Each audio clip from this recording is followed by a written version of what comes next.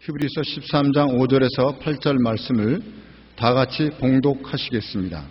돈을 사랑하지 말고 있는 말을 족한 줄로 알라. 그가 친히 말씀하시기를 내가 결코 너희를 버리지 아니하고 너희를 떠나지 아니하리라 하셨느니라. 그러므로 우리가 담대히 말하되 주는 나를 돕는 이시니 내가 무서워하지 아니하겠노라. 사람이 내게 어찌하리요 하노라. 하나님의 말씀을 너에게 일러주고 너를 인도하던 자들을 생각하며 그들의 행실의 결말을 주의하여 보고 그들의 믿음을 본받으라.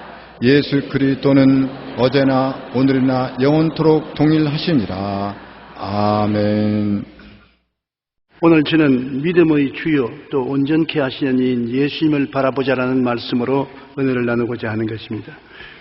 우리는 나를 바라보든지 나와 하나님을 동시에 바라보든지 그렇지 않으면 오직 하나님만 바라보든지 선택을 해야 되는 것입니다. 하나님만 바라보는 단호한 결단이 없이는 하나님의 능력을 체험할 수 없을 뿐 아니라 항상 불안하고 불행합니다. 우리가 이 세상에 살면서 사람들은 아무거나 바라보고 사는 것 같지만 그렇지 않습니다.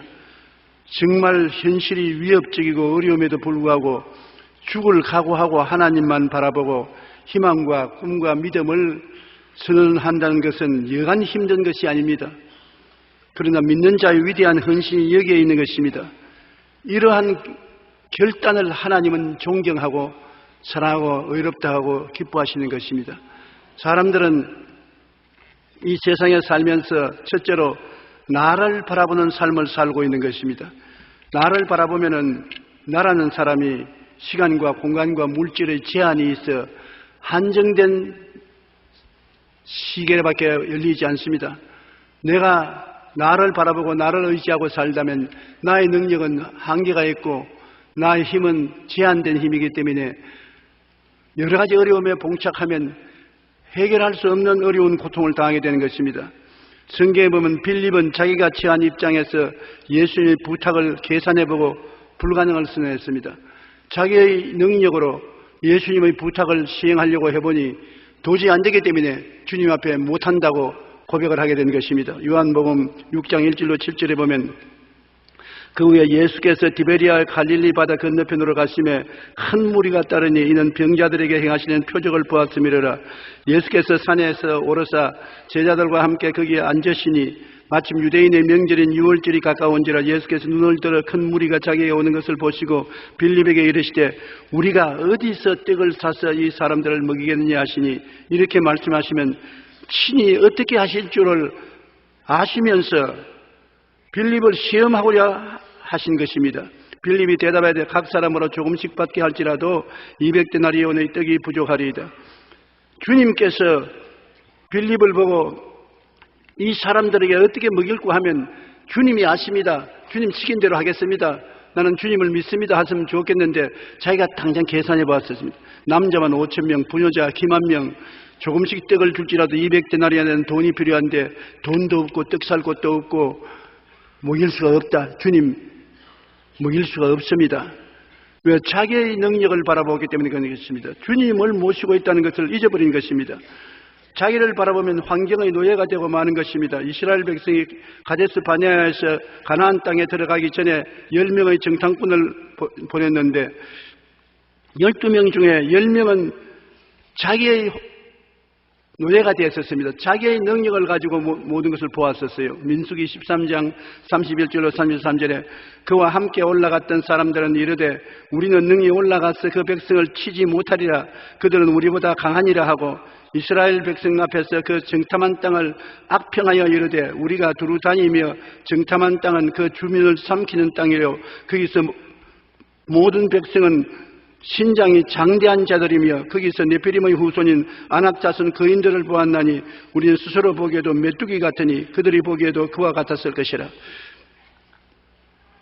그들이 가나안 땅에 들어가서 그 높은 성벽 거대한 거인들이 사는 것을 보니까 자기들이 제한된 눈으로 보니까 자기들은 메뚜기 같았습니다. 메뚜기 같은 사람들이 어떻게 그 땅을 점령하는 것입니까? 그러므로 자기를 바라보는 눈을 가지고 이 세상을 살아가는 사람은 언제나 환경의 노예가 되고 마는 것입니다. 우리는 언제나 자기를 보고 세상을 바라보면 내가 할 수 있다, 할 수 없다를 곧 계산해내는 것입니다. 우리가 계산하면 안 돼요. 우리가 하나님을 믿는 사람은 계산을 내가 하는 것이 아니라 주님께 계산을 맡겨놓아야 되는 것입니다. 계산기를 주님께 드리고 난 다음에 주님이 계산해서 알아서 해 주십시오. 나는 믿고 순종만 합니다. 그렇게 나가서 주님이 계산해서 해야지 내가 계산하면 주님이 시키는 일도 못하고 마는 것입니다. 우리 예수 믿는 사람들이 자기를 바라보면 자기의 한정된 지혜와 지식과 총명과 경험을 가지고 계산을 하기 때문에 모든 것을 한정적으로 계산하고 바라볼 수밖에 없는 처지에 있게 되는 것입니다. 그러면 둘째로 나와 하나님을 번갈아 보는 삶을 사는 사람들이 세상에 많습니다. 나를 바라보고 또 하나님도 바라보고, 나를 바라볼 때는 못하는데 하나님 바라보면 할 것 같고, 믿었다가 안 믿었다가, 믿었다가 의심했다가 갈등 속에 있는 사람을 말하는 것입니다. 믿음과 의심의 갈등 속에 몸부림칩니다. 대다수의 신자들이 이러한 신자들인 것입니다. 강단에서 설교하는 저도 아직까지도 많이는 안 그러시면 조금 하나님을 바라보고 나를 바라보고 믿어볼까 말까 할 때가 대단히 종종이 있습니다. 아마 여러분 가운데 큰 소리 할 사람 별로 없을 거예요. 하나님을 믿었다가 나를 믿었다가 낙심했다가 다시 믿음을 강하게 가졌다가 갈등을 하고 갈피를 못 잡는 그런 신앙을 하는 사람이 대단히 많습니다. 이것은 베드로가 무리로 걸어갈 때 체험한 현상인 것입니다. 밤 사경에 예수님이 무리로 걸어온 것을 보고 주님이면 나로 무리로 걸어오게 해 주시옵소서 부탁을 하니 주님이 나니 무리로 걸어오라. 주님을 바라보고 주의 말씀을 믿고 난 다음에 믿음이 강해져서 무리로 걸어가다가 바람이 불고 물보라가 얼굴을 때리니까 바람과 물결을 바라보고 그만 주님을 안 바라보니까 내 의심이 들어와서 두려워하니까 믿음이 날아가 버리고 물에 빠지게 된 것입니다. 그러자 또 주님이여 내 물에 빠져 죽습니다. 살려주셔서 고함을 치니까 주님이 와서 건져주셨습니다. 주님을 바라보았다가 바람과 바다를 바라보았다가 이것저것 아무것도 안 되는 그런 현상에 처할 때가 많은 것입니다. 주님을 믿는 믿음과 환경의 위협에서 의심과 두려움의 노예가 되고 마는 것입니다. 마태복음 14장 28절로 32절에 그 사실을 분명히 기록하고 있는 것입니다. 베드로가 대답하여 이르되 주여 만일 주시거든 나를 명하여 무리로 오라 하소서 하니 오라 하시며 베드로가 배에서 내려 무리로 걸어서 예수께로 가되 바람을 보고 무서워 빠져가는지라. 바람을 보지 말아야죠. 한번 예수님 봤으면 끝까지 예수님을 봐야 되겠는데 눈을 들어 바람을 바라보았었습니다.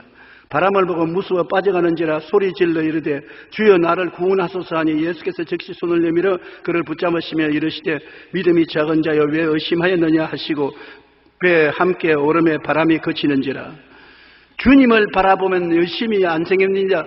환경을 바라보면 의심이 생기는 것입니다. 주님을 바라봤다가 환경을 바라봤다가 하면 의심이 들어왔다가 믿음이 들어왔다가 마음이 갈피를 잡지 못하고 복잡하게 되는 것입니다. 야고보서 1장 6절에 오직 믿음으로 구하고 조금도 의심하지 말라. 의심하는 자는 마치 바람에 밀려 요동하는 바다 물결 같다고 말하는 것입니다. 그런데 그건 이상적이지 실제로 의심하는 사람이 있느냐 그렇게 물을 질문이 있을 것입니다. 이럴 때 우리가 어떻게 오직 믿음에 서서 살아갈 수 있느냐. 우리가 누구 편에 서는가를 마음에 결정을 단호하게 내려야 되겠는데요. 주님 편에 서든지 환경 편에 서든지 단호한 결정을 내려야 되겠는데 주님 편에 섰다가 환경 편에 섰다가 자꾸 왔다 갔다 하기 때문에 문제가 생기는 것입니다.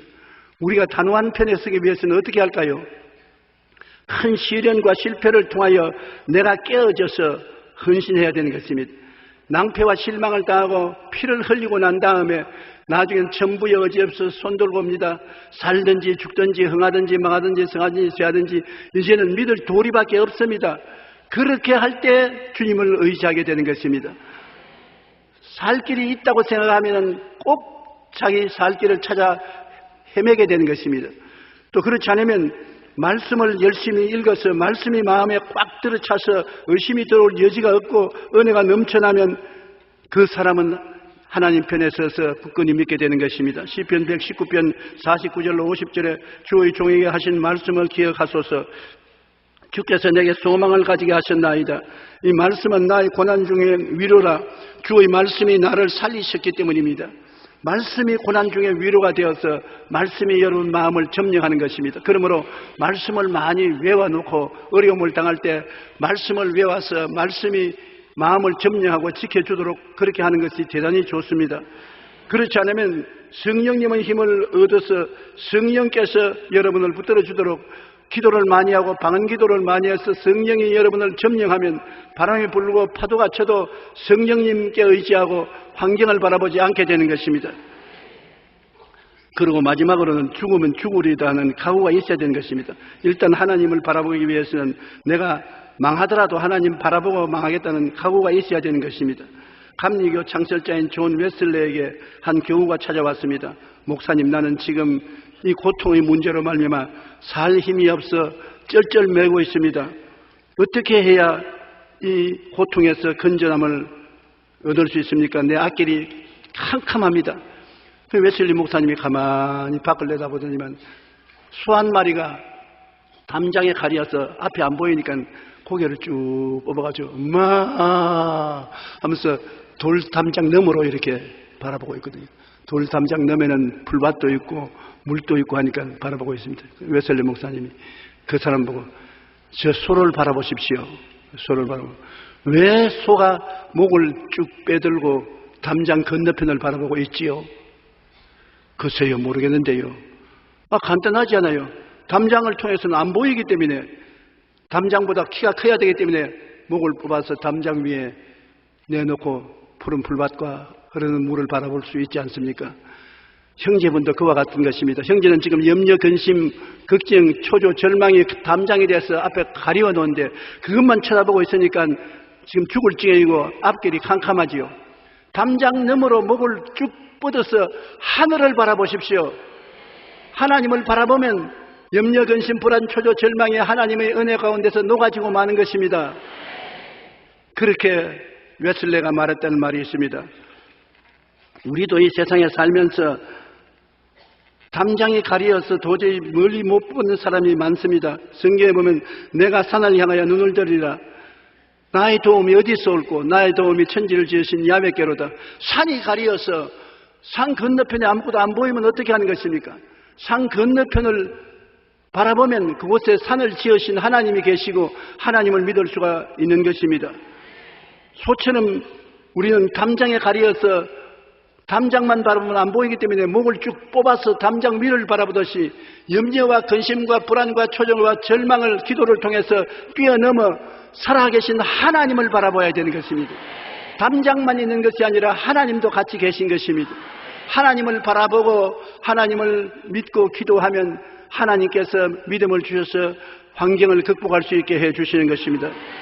우리 눈앞의 언덕만 바라보고 절망하지 말고 그 뒤에 있는 넓고 푸른 초원을 보아야겠고, 비구름만 보지 말고 그 뒤에 있는 햇볕을 보아야 하겠고, 자기의 소망을 피조물이나 인간에게 두는 것은 어리석은 일이기 때문에 우리의 도움은 천지를 지으신 하나님께로부터 오기 때문에 하나님을 바라보아야 되는데, 마귀는 하나님 못 보게끔 자꾸 앞에 담장을 세우는 것입니다.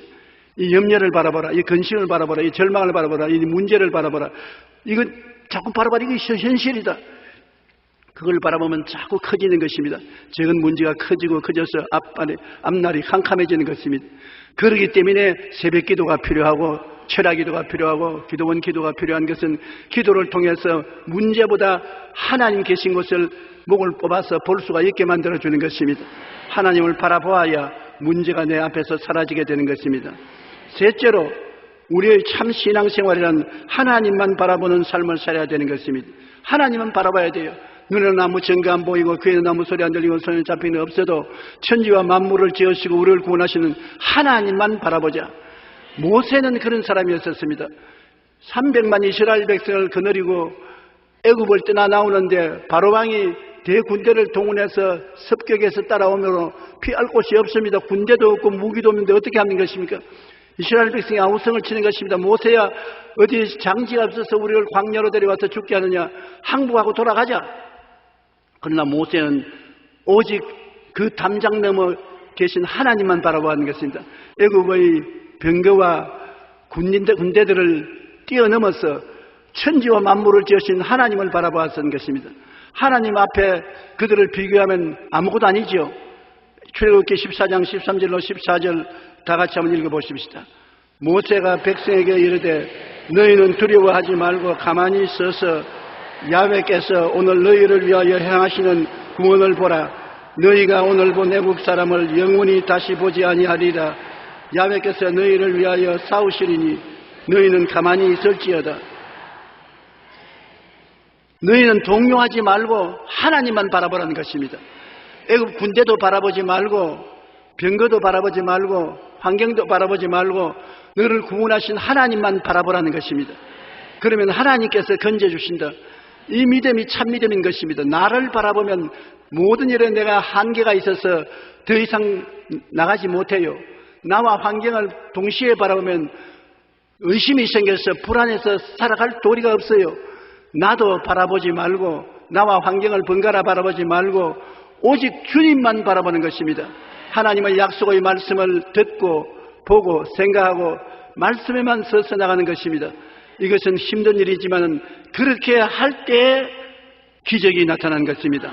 하나님만 바라보고 하나님을 우리가 잘 깨달아 알고 말씀을 알고 하나님 안에서 꿈과 희망을 가지는 것입니다. 환경에서 꿈과 희망이 없었기 때문에 하나님 안에서 할 수 있다 하면 된다 해보자 꿈과 희망을 가지고 믿는 것입니다.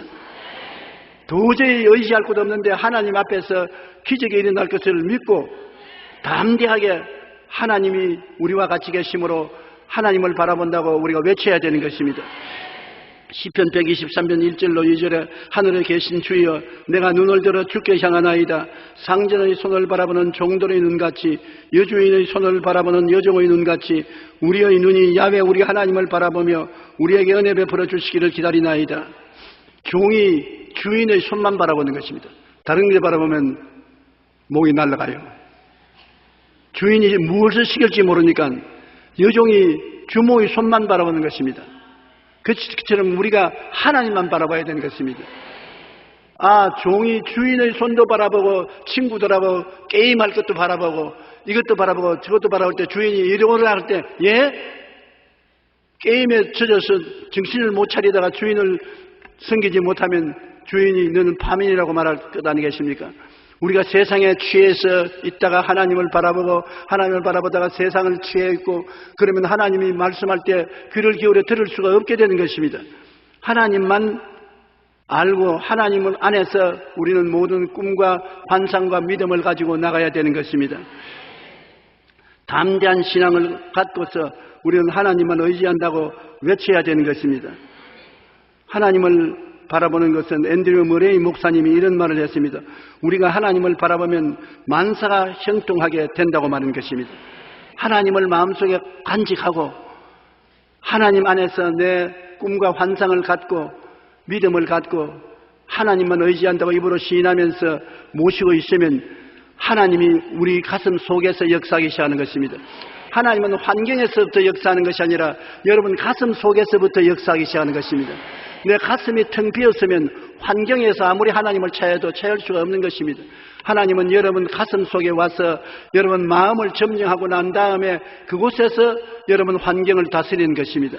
그렇기 때문에 가슴 속에 하나님을 꽉 모시고 하나님 뜻을 따라서 생각하고 꿈꾸고 말하면 하나님이 여러분을 통해서 역사하는 것입니다. 미국의 노먼 빈셀트 필 목사님은 낙심과 불안 가운데 소망을 하나님께 둔다면 반드시 인생의 성공을 경험할 것이라고 말한 것입니다. 낙심과 소망을 바라보지 말고 하나님을 바라봐서 하나님이 마음을 점령하게 해야 되는 것입니다. 우리는 눈을 들어 결코 우리를 버리지 아니하시고 떠나지 아니하시는 영원하신 하나님을 바라보고 이 하나님을 마음속에 모셔야 되는 것입니다. 이것이 바라봄의 법칙의 중요한 것입니다. 나를 바라보고 있으면 내밖에 안 보여요. 내가 뭘 할 수 있습니까? 여러분 뭘 할 수 있어요? 지혜와 총명과 모략과 재능과 지식이 하나님처럼 탁월하지 못하기 때문에 여러분보다 큰 것은 감당을 못하지요. 하나님과 환경은 이것 보고 저것 보고 이것 보고 저것 보면 나중에 눈이 어지러워지고 집중된 믿음을 못 가지지요. 오직 하나님만 바라본다. 환경을 바라보지 않는다. 바람이 불고 파도가 치도 하나님만 바라본다. 그러면 그 하나님이 마음속을 점령하게 되는 것입니다. 무엇을 바라보든지 바라보는 것이 우리 마음을 점령하는 것입니다. 컴퓨터를 끊임없이 바라보고 있으면 컴퓨터가 마음을 꽉 채우게 되고, 게임을 늘 바라보고 있으면 게임이 마음속에 꽉 채우게 되고, 잡지의 스토리만 자꾸 생각하면 잡지가 내 마음을 꽉 점령하게 되고, 하나님 말씀을 늘 생각하고 바라보면 말씀이 마음을 점령하게 되는 것입니다. 마음에 무엇이 점령하는가가 여러분의 환경을 다스리는 것입니다. 지킬 만한 것보다 내 마음을 지켜라. 생명이 그러니 이에서 난다고 말한 것입니다. 그렇기 때문에 우리가 하나님을 바라보는 것은 하나님으로 말미암아 마음이 점령당하는 것을 말하는 것입니다. 바라봄의 법칙이 그렇게 중요한 것입니다. 우리가 아무리 믿음이 안 생기는 것도 하나님을 바라보면 마음이 하나님께 점령되면 믿음이 생겨나는 것입니다. 우리는 눈을 들어 결코 우리를 버리지 아니하시고 떠나지 아니하시는 하나님을 바라보고 영원한 하나님이 나와 같이 계신 것을 의지해야 되는 것입니다. 히브리서 13장 5절로 8절에 그가 친히 말씀하시기를 내가 결코 너희를 버리지 아니하고 너희를 떠나지 아니하리라 하셨느니라. 그러므로 우리가 담대히 말하되 주는 나를 돕는 이시니 내가 무서워하니 하겠노라. 사람이 내게 어찌하리요 하노라. 하나님의 말씀을 너희에게 일러주고 너희를 인도하던 자들을 생각하며 그들의 행실의 결말을 주의하여 보고 그들의 믿음을 본받으라. 예수 그리스도는 어제나 오늘이나 영원토록 동일하시니라. 예수님은 죽었다가 부활하심으로 말미암아 부활 이후에는 시간과 공간을 초월해서 옛날이나 오늘이나 내일이나 똑같이 우리와 같이 계신 것입니다. 그러므로 우리는 눈을 들어 언제나 십자가를 바라봐야 되는 것입니다. 우리가 십자가를 바라보고 십자가의 진리가 우리 마음을 점령하면 그것이 우리 생활에 나타나게 되는 것입니다. 믿음의 주여 온전케 하시는 예수님을 힘차게 바라보고 갈보리 십자가를 바라보고 십자가를 통해서 우리 마음이 점령을 당해야 되는 것입니다. 히브리서 12장 2절에 믿음의 주여 또 온전케 하시는 예수를 바라보자. 그는 그 앞에 있는 기쁨을 위하여 십자가를 참으사 부끄러움을 개의치 아니하시더니 하나님 보좌 우편에 앉으셨느니라. 십자가를 바라보고 십자가의 의미를 마음속에 되새겨야 되는 것입니다. 여러분, 십자가를 바라보고 무슨 꿈을 꾸는 것입니까? 십자가를 바라보면 마음속에 용서의 꿈을 꾸게 되는 것입니다. 십자가를 바라보면 거룩하고 성령 충만의 꿈을 꾸게 되고, 십자가를 바라보면 치료받고 건강하게 되는 꿈을 꾸게 되고, 십자가를 바라보면 저주에서 해방되어 아브라함의 축복을 받는 꿈을 꾸게 되고, 십자가를 바라보면 사망과 음부를 극복하고 영생 복락을 얻는 꿈을 마음속에 그리게 되는 것입니다. 십자가의 보혈은 하나님께서 여러분의 가슴 속에 그림을 그리는 붓이 되는 것입니다. 그러므로 십자가를 바라보고 그 의미를 생각하면 여러분 마음속에 확실히 변화된 생각이 마음을 점령하게 되고 변화된 꿈이 마음을 점령하게 되는 것입니다. 십자가를 바라보고 여러분은 구원받은 것을 확신하시기를 바랍니다. 용서받은 의인의 꿈을 꾸면 그대로 용서받은 의인이 됩니다. 거룩하게 된 꿈을 꾸게 되면 거룩하게 되고 성령 충만하게 되는 것입니다. 십자가를 바라보고 내가 건강하게 되고 치료받은 나를 상상하고 꿈꾸게 되면 내 믿은 대로 꿈꾼 대로 되는 것입니다. 십자가를 바라보고 축복을 받는 꿈을 늘 꾸게 되면 축복의 길을 걸어가게 되는 것입니다. 영생을 꿈꾸면 영생을 꿈꾼 대로 가게 되는 것입니다. 하나님께서는 여러분 마음속에 꿈꾼 것을 가지고서 환경을 다스리고 여러분을 이끌어 나가는 것입니다. 그 마음의 꿈을 십자가를 통해서 그려놓으면 틀림없이 그건 이루어지는 것입니다. 주님께서 보혈을 통해서 여러분이 체험해야 될 것을 십자가에 다 이루어 놓았기 때문인 것입니다. 용서와 의를 바라보고 거룩함과 성령 충만을 바라보고 치료와 건강을 바라보고 아브라함의 축복과 형통을 바라보고 부활과 영생과 천국을 바라보면 여러분의 생활 속에 오중복음의 역사가 나타나게 되는 것입니다. 바라보고 마음의 꿈이 분명하면 없는 것을 있는 것까지 담대하게 말하십시오. 말이 바로 믿음을 유도하는 것입니다. 없는 것을 있는 것까지 말하는 것입니다. 나는 용서받은 의인이다. 아이고 아직까지 죄 지으면서 무슨 소리 하는 것이냐. 그렇잖아요. 주님은 변화무쌍한 시몬을 보고 너는 베드로라고 말한 것입니다. 반석이라고 말하셨습니다. 아침이 다르고 저녁이 다른 베드로, 변화한 베드로를 사람들은 다 시몬 갈대라고 불렀는데 갈대가 반석이 되었었습니다. 주님이 잘못 불렀다고 생각했는데 나중에 보니까 시몬은 베드로 반석이 되고 말한 것입니다. 사울이 바울로 하나님의 이름을 변해 주었는데 사울은 내가 제일 잘났다, 교만하고 오만한 자인 것입니다. 그러나 사울을 하나님이 바울로 변화시켰는데 바울은 겸손하고 제일 못난 자라는 것입니다. 낮아진 자. 바울은 겸손하고 못났다고 생각하지만 하나님이 사용하는 아름다운 그릇이 된 것입니다. 오늘날 여러분 입으로 강하고 담대하게 없는 것을 있는 것 같이 말을 해야 되는 것입니다. 나는 건강하다. 나는 씩씩하다. 나는 평안하다. 나는 기쁘다. 나는 행복하다. 나는 용서한다. 나는 사랑한다. 말을 해야 되는 것입니다. 마음의 꿈꾼 바를 입술로 말하면 능력이 되어서 그것이 역사하기 시작하는 것입니다. 원수를 사랑하려고 아무리 애를 써도 마음속으로는 안 돼요. 저놈 죽일 놈 벼락을 맞아라. 자꾸 그런 생각이 나거든. 그러나 내가 저를 사랑한다, 용서하고 사랑한다 그러면 마음속에 사랑이 용서하고 사랑하는 꿈을 꾸게 만들어서 마음의 변화를 가져오는 것입니다. 없는 것을 있는 것까지 부르면 그것이 마음속에 이루어지고 마음속에 이루어진 것이 실제 생활에 이루어지게 되는 것입니다. 로마서 4장 17절에 그가 믿는 바 하나님은 죽은 자를 살리시며 없는 것을 있는 것으로 부르시는 이시니라. 하나님은 여러분을 보시고 미래에 일어날 일을 지금 벌써 일어난 것처럼 말해주는 것입니다. 아브라함은 자식이 없는데 아브라함으로 이름을 바꾸어서 많은 민족의 조상이다. 너희 아내는 사례가 아니라 사라다. 여주가 되었다. 많은 자식의 어머니가 되었다. 자식이 없는데 하나님이 이름을 바꾸었습니다. 없는 것을 있는 것 같이 미래에 일어날 일을 현재 부르기 시작하는 것입니다. 온 동리 사람이 다 치매에 걸렸다고 고개를 설레설레 흔들었었습니다. 그러나 치매에 걸린 것이 아니라 없는 것을 있는 것까지 부르니까 나중에 없는 것이 있게 된 것입니다. 어떤 자매님이 제게 기도받으러 왔는데 결혼한 지 오래됐는데 아직 자식이 없어서 굉장히 고민을 하고 남편도 실망을 하고 있고 자기도 고민하고 있는데 나 아기 좀 낳게 해 주십시오. 그래서 아기를 낳으려거든 남편하고 여행을 같이 하라. 남편하고 즐거운 시간을 많이 가져라. 그것뿐 아니라 말을 바꾸어라. 나는 아기가 없다고 하지 말고 나는 아기를 가지고 있습니다. 나는 아기의 어머니가 되었습니다. 사람들이 지금 미쳤다고 하거든. 안 미쳤습니다. 난 성경대로 말하는 것입니다. 하나님은 죽은 자를 살리시며 없는 것을 있는 것까지 부르십니다. 나는 아기의 엄마가 되었었습니다. 그리고 꿈꾸고 믿고 말하면 반드시 아기를 얻게 되는 것입니다. 나는 사업을 하게 됩니다. 무슨 사업을 하느냐?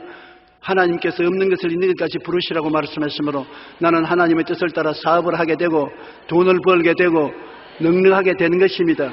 왜냐하면 부족함이 없다고 말씀하셨으니 부족함이 없게 되는 것입니다. 입으로 시인을 하게 되면 사람들이 웃습니다. 저거 교회 왔다 갔다 하더니 좀 돌았다. 없는 것을 있는 것까지 자기가 말을 하면서 하나님께 감사하고 그것을 꿈꾸고 있으면 그러한 기회가 생겨서 사업을 하게 되고 돈을 벌게 되고 없는 것이 있는 것으로 변화되기 시작하는 것입니다. 우리가 바라보고 믿고 말하면 여러분 그것이 여러분 운명을 바꿔놓는 것입니다.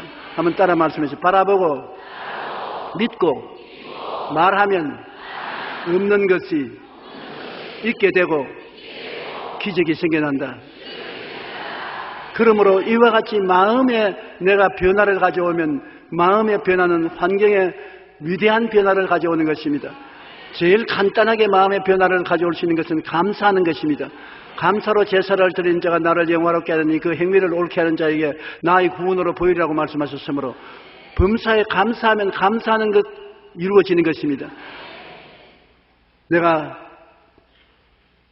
옷을 입는 것을 기쁘게 생각해서 새 옷을 입을 때마다 하나님 감사합니다. 새 옷을 주셔서 감사합니다 하면 있는 자에게는 더 준다고 애라 더 가져라 더 좋은 옷을 줄 수가 있는 것입니다.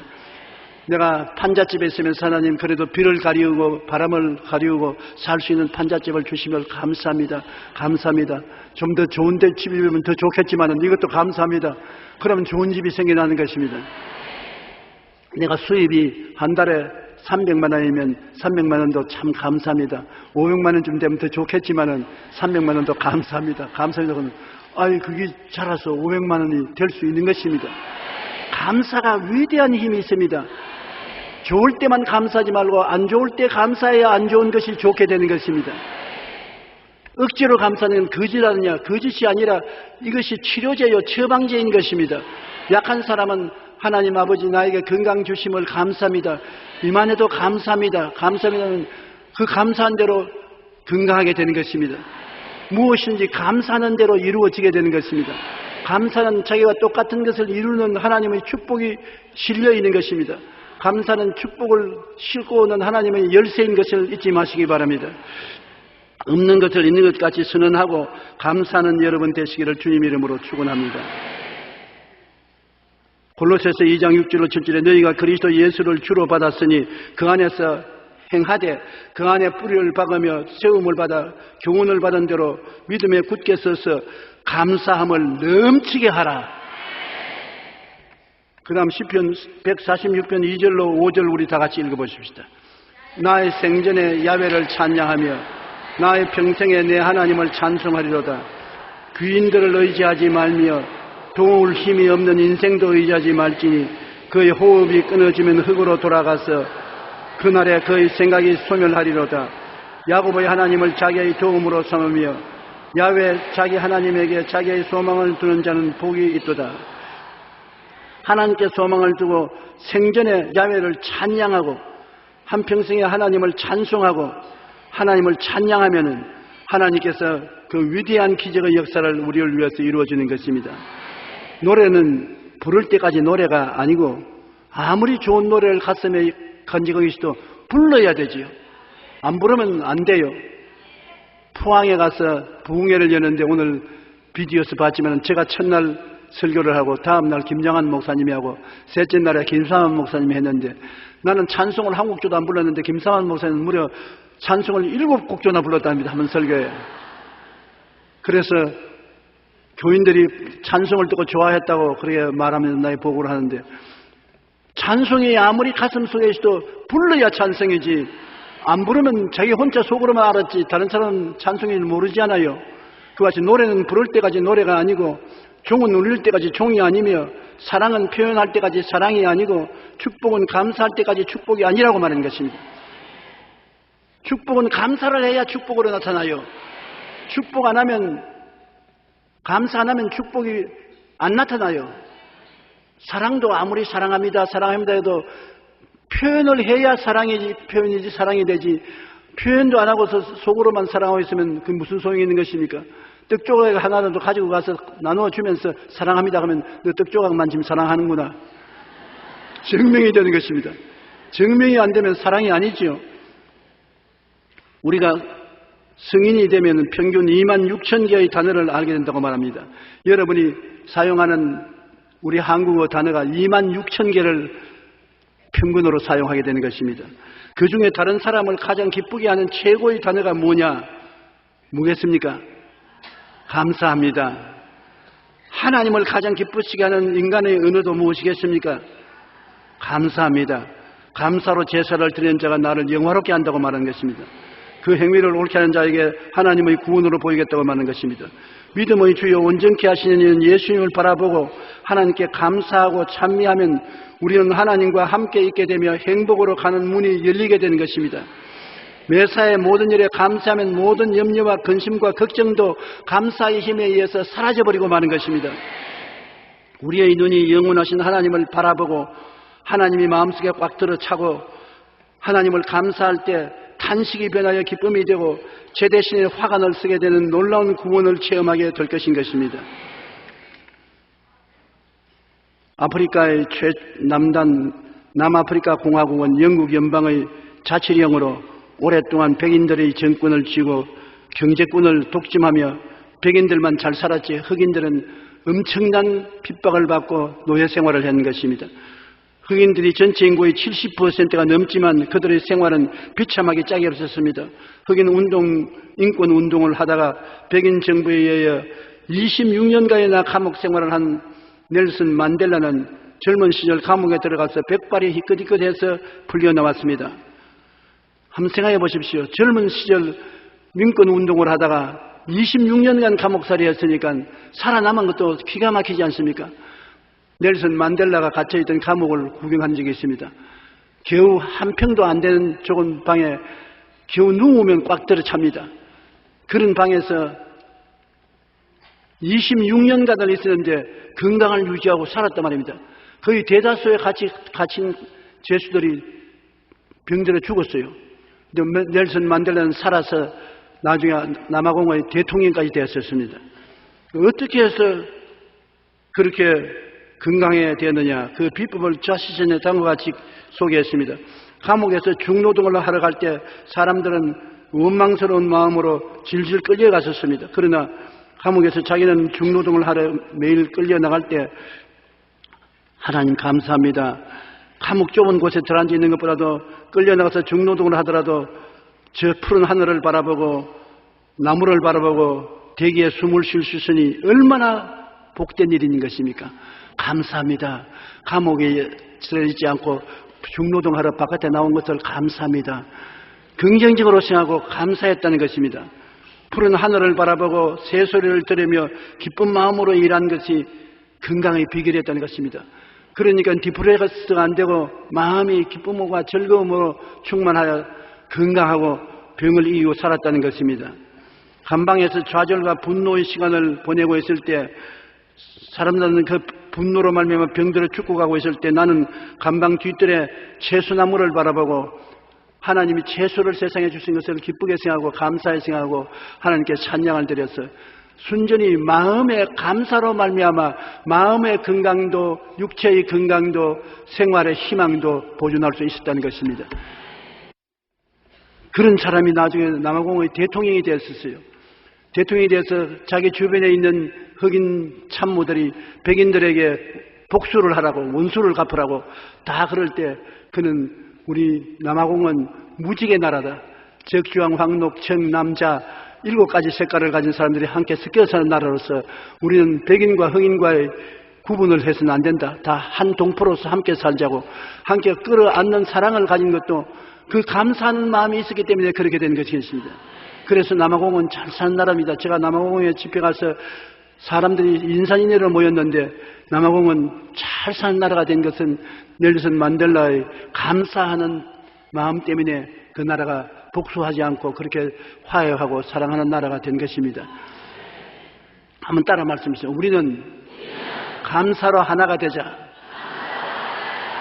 그리스도인이 가져야 할 마음이 바로 감사하는 것입니다. 고난과 역경 가운데서도 믿음의 주에 온전케 하시는 예수님을 바라보고 예수님을 의지하고 감사하는 여러분 되셔야 하는 것입니다. 그러면 여러분의 생활의 변화를 가져올 수가 있는 것입니다. 우리가 바라보는 대상에 따라 삶이 달라지는 것입니다. 나를 바라보면 나 같은 인간이 되어요. 환경을 바라보면 환경과 같은 인간이 되어요.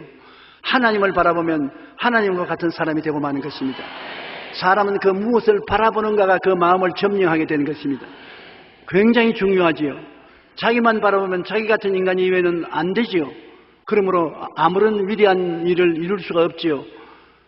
환경을 바라보면 나쁜 환경에 사는 사람은 거의 나쁜 환경으로 물들어가는 것입니다. 애들이 빈민촌에서 살면 도박하는 것, 술 취하는 것, 깽단 싸우는 것만 바라보게 되면 자라나면서 도박을 하게 되고 깽단이 되고 술 취하게 되는 것입니다.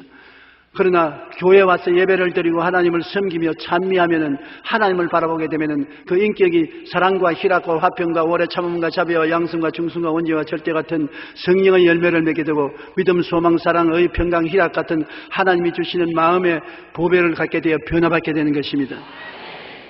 뉴욕의 할렘가에 아주 열악한 환경에 전부 도박하고 싸우고 술 취하는 가운데 한 여전조사가 들어가서 그들 자식들을 끌어모아 가지고서 성경을 가르치고 사랑해주고 찬송을 가르치고 도와주었습니다.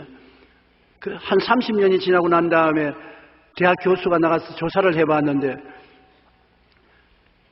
그 여전도사가 길러진 애들은 나가서 다 좋은 시민이 되고 사장이 되고 교수가 되고 군인이 되고 훌륭한 사람이 되었는데 그 여전도사의 사랑을 받지 못한 애들은 부모들과 똑같이 도박꾼이 되고 싸움꾼이 되고 술 주정뱅이가 되었다는 것입니다. 그 여전도사 한 사람의 가마력이 하나님을 바라보게 만들고 하나님을 바라보는 사람마다 그렇게 변화를 가져오게 된 것입니다.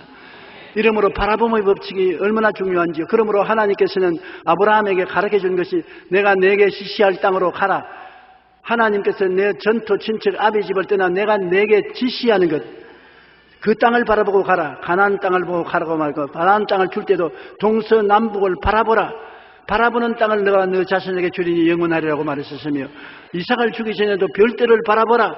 별들을 바라보면 너 자신이 그만치 많을 것이라고 말하는 것입니다. 여러분도 오늘 이 시간부터 갈보리 십자가를 바라보십시오. 십자가를 늘 바라보십시오. 환경을 바라보면 절대로 환경을 벗어나지 못합니다. 나를 바라보는 사람은 나를 벗어나지 못하고 환경을 바라보는 사람은 환경을 벗어나지 못합니다. 그러나 십자가를 바라보는 사람은 자유와 해방을 얻게 되는 것입니다. 십자가를 바라보고 용서와 의를 꿈꾸면 그대로 되고, 거룩하고 성령 충만을 꿈꾸면 그대로 되고, 치료받고 건강을 꿈꾸면 치료와 건강을 얻게 되고, 아브라함의 복과 형통을 꿈꾸면 아브라함의 형통의 축복이 다가오게 되고, 부활 영생 천국을 꿈꾸면 천국이 여러분에게 다가오게 되는 것입니다. 바라보고 믿고 입술로 없는 것을 있는 것같이 시인하십시오. 그러면 새로운 변화가 여러분에게 다가오는 것입니다. 나와 세상을 바라보면 계산적이고 타산적이며 부정적인 사람이 되고 맙니다. 그러나 하나님을 바라보면 말씀을 받아들이게 되고 믿음으로 살게 되고 긍정적인 삶을 살게 되고 우리의 생활 속에 기적이 일어나게 되는 것입니다. 오늘 여러분은 모두 다 고개를 들어 하나님을 바라보고 하나님께 감사와 찬양을 드리는 삶을 살게 되시기를 주님 이름으로 축원합니다. 기도드리겠습니다.